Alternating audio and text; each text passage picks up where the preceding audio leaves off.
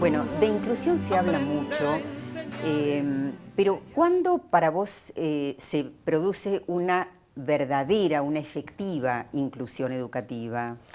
Bueno, las políticas de inclusión educativa muchas veces están reducidas a lo que es el acceso al sistema. Condición necesaria, pero no suficiente. Para tener una educación de buena calidad, una experiencia interesante, una buena educación, tenés que estar adentro de las escuelas.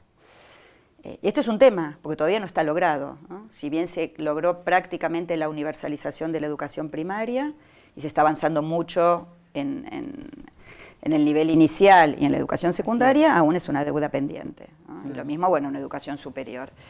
En general la inclusión está muy vinculada al tema del acceso, pero lo que sucede muchas veces es que cuando acceden aquellos que históricamente estaban afuera, ese nivel educativo ya no tiene el mismo valor, esa credencial educativa no tiene el mismo valor, o se incorporan en circuitos no tradicionales que muestran, tal vez resultan, digamos, propuestas innovadoras, interesantes, pero que no tienen el mismo valor, el mismo reconocimiento de lo que fue la histórica escuela secundaria a la cual accedían las clases medias, y entonces es un problema, ¿no? Cómo lograr que ese acceso, esa inclusión se vincule con un verdadero proceso de democratización, ¿no? Claro, ahí es cuando a veces incomoda al docente esto de tener niveles diferentes, alumnos que ingresan y tienen que, bueno, volver a tener hábitos de trabajo.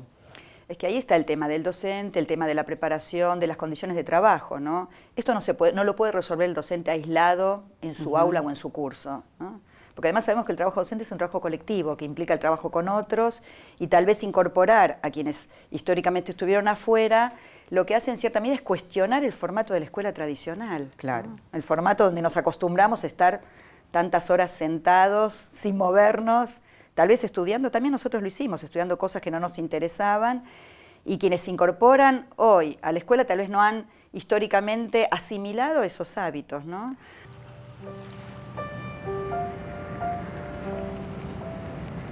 En la técnica 5 tenemos mucha gente de la isla, muchos alumnos, y más por eso empezó todo.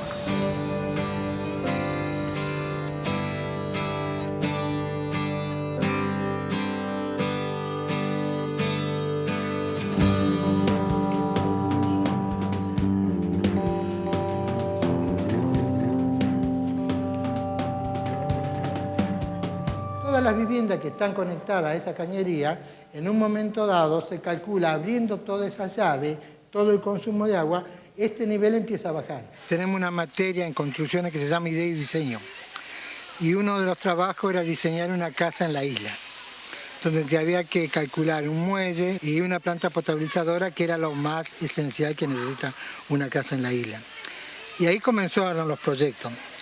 Pero lo que más impactó en los chicos fue la planta potabilizadora, porque varios alumnos que viven en la isla vivían, digamos, diariamente el problema del agua, de viajar a la escuela, traer un bidón vacío, ponerlo, digamos, en la baranda, luego llenarlo con agua y llevárselo a la casa.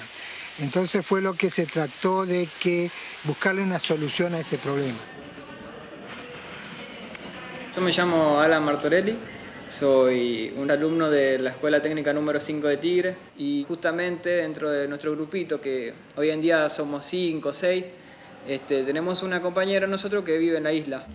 Bueno, a partir del problema de que no tienen agua, empezamos principalmente a hablar con los profesores, contándoles el problema, y bueno, empezamos a ayudar, buscando internet, en libros, en donde podíamos sacar información, nosotros sacábamos y la traíamos.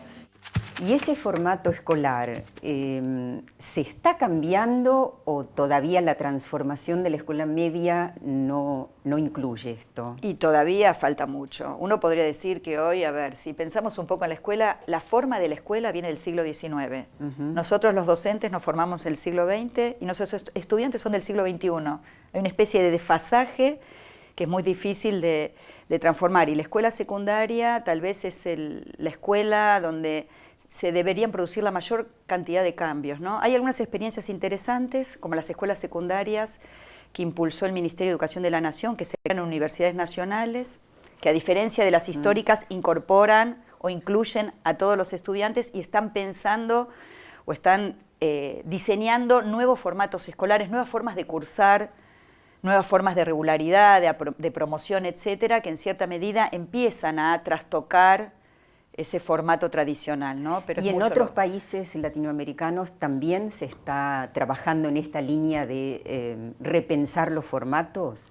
Sí, pero no todos, no en todos, y lo que sí es interesante también señalar es que la escuela secundaria está en crisis en los diversos países de la región. ¿Solo de la región? Del mundo. Del mundo, ¿no? Como uno puede ver en algunas, inclusive en algunas películas, ¿no? Esa tensión que se produce al interior de las escuelas secundarias entre las culturas juveniles, sus expectativas, su forma de pensar, mirar el mundo y lo que las escuelas secundarias ofrecen o no ofrecen a los jóvenes hoy, ¿no?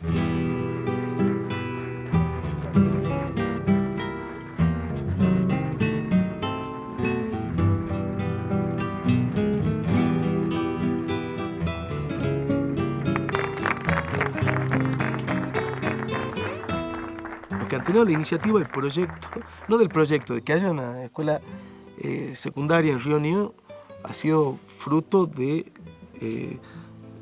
los padres, ¿no? De la lucha de los padres porque haya una escuela secundaria acá en Río Negro.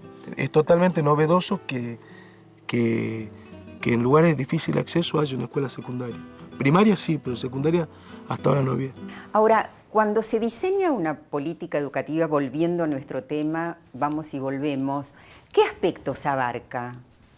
Bueno, una política educativa primero debería partir de un diagnóstico, ¿no? ¿Cuáles son los problemas o los principales problemas que enfrentamos y sobre qué problemas es necesario diseñar políticas y prioridades.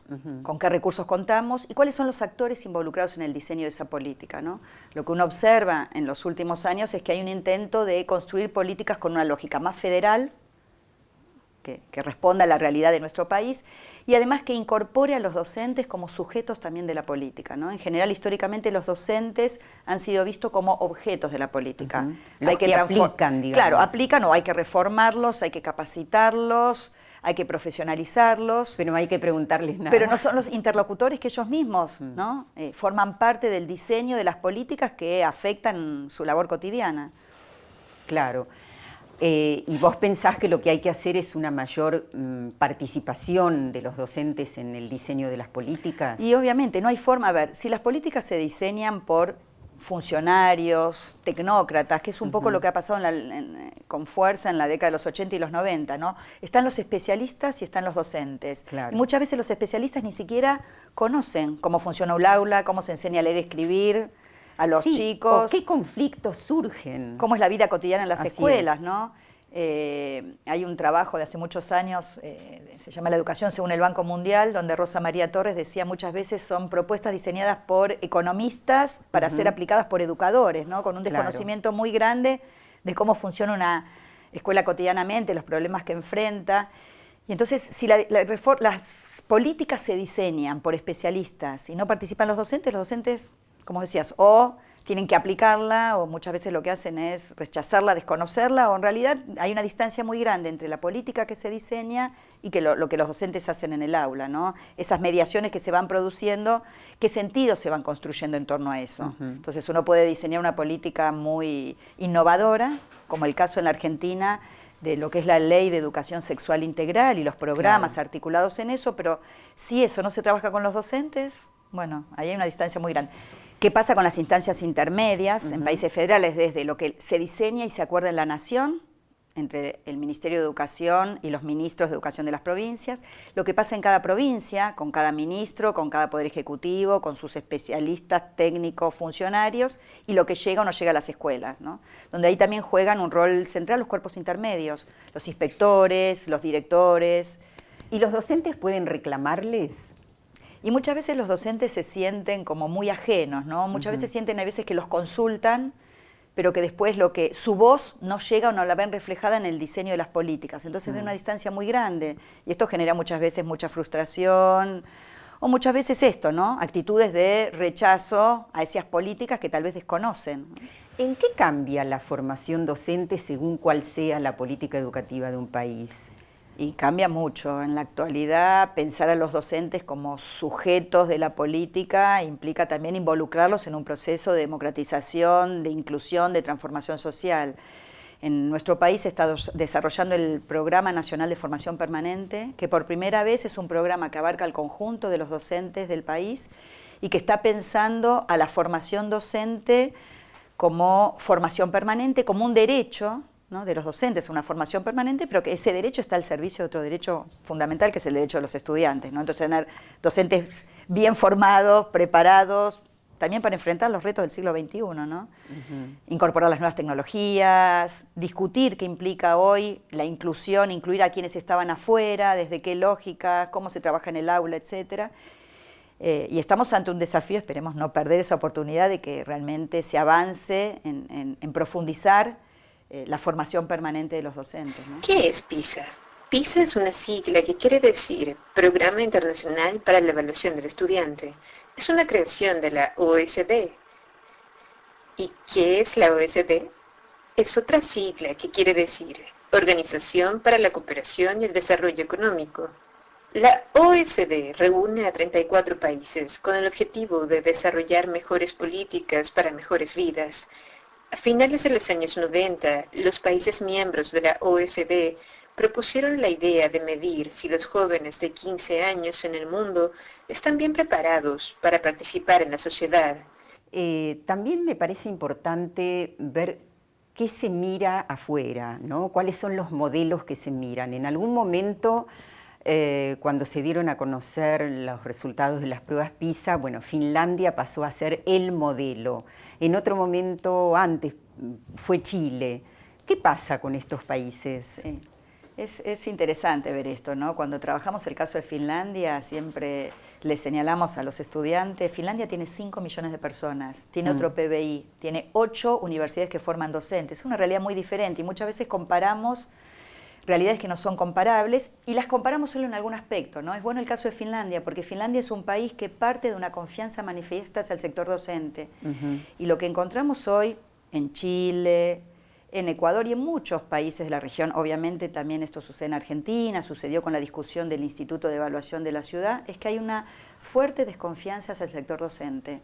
Bueno, ¿quiénes son nuestros docentes? No saben, hay que evaluarlos, no están capacitados, están sindicalizados, faltan, no quieren trabajar, etcétera, ¿no? Y hay toda una imagen que se construye en torno a los docentes de fuerte desconfianza. Entonces es muy difícil desarrollar un proceso pedagógico que se basa en la confianza si desconfío de los docentes, que son un sujeto clave en el proceso, ¿no? Y Finlandia es un país de fuerte confianza hacia el sector docente. Lo que sí es interesante ver de Finlandia es que hay un proceso de formación, también de selección, de habilitación profesional, bastante desarrollado, y que tal vez esas experiencias nos pueden servir para aprender algunas cuestiones, pero nunca como modelos a imitar, ¿no? Y el caso de Chile creo que es mucho más elocuente. Chile es un proceso que avanzó en la privatización de su sistema, en la mercantilización. En Chile, por ley, está aceptado que una escuela tenga fin de lucro, que una institución educativa tenga fin de lucro. Digo, no es un modelo que muchos querramos copiar, ¿no? Expertos en el campo de la educación de todo el mundo trabajaron juntos para crear una prueba de 2 horas que tiene como foco asignaturas claves, como lectura, matemáticas y ciencias. Los países participantes decidieron administrar la prueba cada 3 años y rotar el foco principal de la prueba entre las 3 asignaturas claves. Todo eso está muy bien, pero evaluar a los estudiantes no es nada nuevo. Entonces, ¿qué tiene de especial PISA? Las pruebas de PISA están diseñadas para saber si los estudiantes pueden usar lo que han aprendido en la escuela y aplicar ese conocimiento a situaciones y problemas de la vida real. Mencionaste recién la evaluación docente, es un tema muy polémico. ¿Qué puede aportar una evaluación docente? ¿En qué consistiría, por otra parte? ¿Y cuál puede ser el riesgo? Bueno, hay países que están aplicando ya sistemas nacionales de evaluación docente. Chile, el Sistema Nacional de Evaluación de Desempeño. Ecuador, que es un caso muy paradójico, un gobierno como el de Ecuador, que articula su modelo educativo en torno al buen vivir y que está aplicando una política de evaluación donde a los docentes se les toma una prueba sobre conocimiento, saber qué saben, no saben, se los manda a capacitar, a formarse en aquellos contenidos que no saben y se les vuelve a tomar una prueba, que esa prueba, esos resultados pueden estar vinculados inclusive a la continuidad del puesto de trabajo, ¿no? Puede saber, pero no saber enseñar, no saber transmitir. Esto es fundamental. No solamente no saber enseñar, sino reconocer al otro, incluirlo. Hay ciertas cuestiones que sabemos que son centrales en el proceso pedagógico que no se pueden evaluar a través de una prueba estandarizada, ¿no? Y en general las pruebas, los sistemas de evaluación de los docentes, que es el tema de agenda, ¿no? En la década de los 90 se instalaron los sistemas de evaluación de los estudiantes o de medición de los resultados. Y hoy en los últimos años se está avanzando en los sistemas de evaluación de los docentes. A partir de un libreto que es similar, que es, bueno, los estudiantes no obtienen buenos resultados, las pruebas PISA, los diversos instrumentos muestran, bueno, saber qué están haciendo los docentes o cuánto saben porque los estudiantes no aprenden. Y entonces los docentes no saben porque los estudiantes no aprenden. Y la solución al no saber es sistemas de evaluación estandarizados. Que está muy bien, los sistemas de evaluación si producen información para tomar decisiones de política, para mejorar, para, digamos, detectar falencias y sobre eso arrojar luz y poder diseñar políticas que ayuden a la mejora del sistema, en ese sentido producen información, pero es un aspecto y muchas veces hay una solución casi mágica, ¿no? De creer que porque se evalúa la calidad mejora. Claro. ¿No? Tiene otra posición Apple en relación a esto cuando habla de la evaluación integral a los docentes, ¿no? Lo que supone también poder observar clases, por ejemplo. Sí. No solo observar clases, sino observar clases, pero como una instancia de retroalimentación, porque, por ejemplo, los sistemas de evaluación de los docentes que se están diseñando incluyen portfolios donde los docentes graban una clase, por ejemplo, en el caso chileno. Y los docentes, ellos mismos graban una clase y esa clase después es evaluada, puntuada con algunos indicadores precisos, pero esa clase no es la clase real, es una clase preparada para esto, ¿no? ¿Cómo repercute, cómo impacta en el trabajo cotidiano de los docentes una política educativa u otra? Quiero decir, no sé, en las condiciones de trabajo, los contenidos. Bueno, primero cuando se diseñan procesos de reforma esto tiene un impacto directo sobre su trabajo, si se definen nuevos currículum. Y también lo que tiene que ver con los grandes lineamientos de la política, ¿no? Cuando en Argentina discutíamos el tema del ALCA y armar un área de libre comercio, esto iba a tener incidencia directa sobre las escuelas, sobre su trabajo cotidiano, ¿no? Marta Maffei, me acuerdo que en ese momento iba por las escuelas batallando, tratando de explicarle a los docentes los efectos de los tratados de libre comercio sobre su trabajo cotidiano, desde su salario, desde el impacto que podría tener, desde quiénes van a definir los currículum, en qué orientación, cuáles van a ser las condiciones de las escuelas, etcétera, ¿no? Bueno, gracias, Miriam. Gracias a vos.